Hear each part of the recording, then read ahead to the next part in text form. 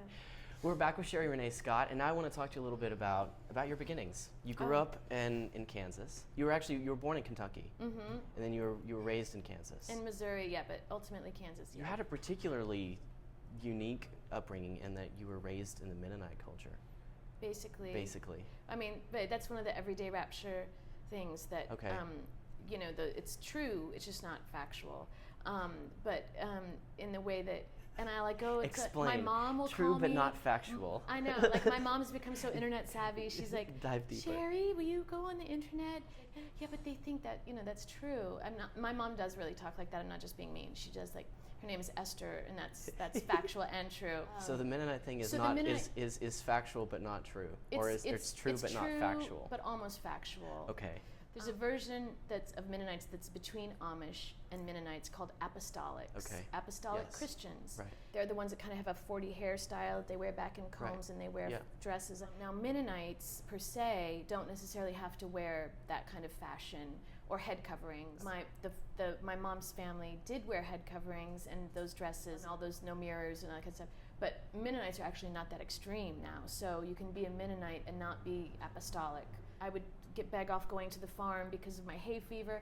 I would beg off going to the farm, you know, sun damage. I would beg off going to the farm because I would get allergic to snapping peas. So I got out of going to the farm a lot. So instead you went into the theater. You later moved to New York and you were a student at the neighborhood playhouse. Right. You're going to have to confirm if this is truthful, non-truthful, or factual or non-factual. Remember.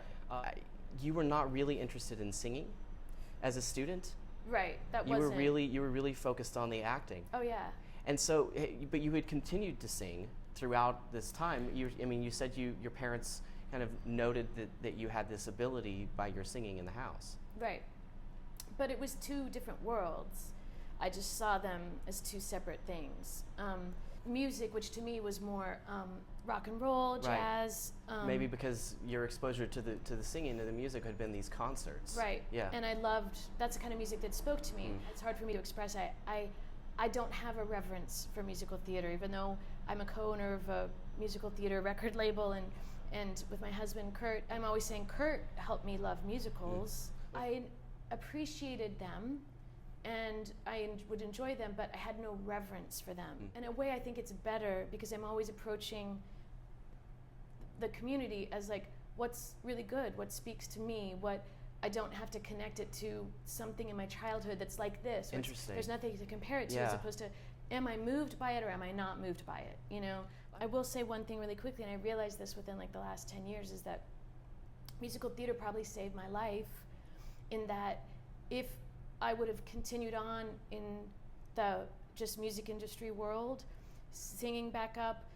You know, I'm the kind of person that I never did drugs, but I would have got worn down like just over time, and I would be the person that would have died like the first time I did it. I just know that about myself.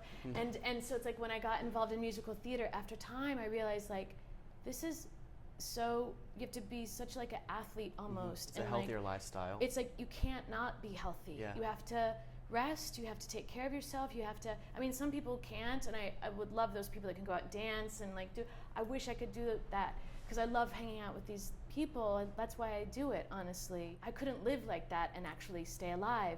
So over time I thought, this has helped me, you know, stay professional and stay healthy.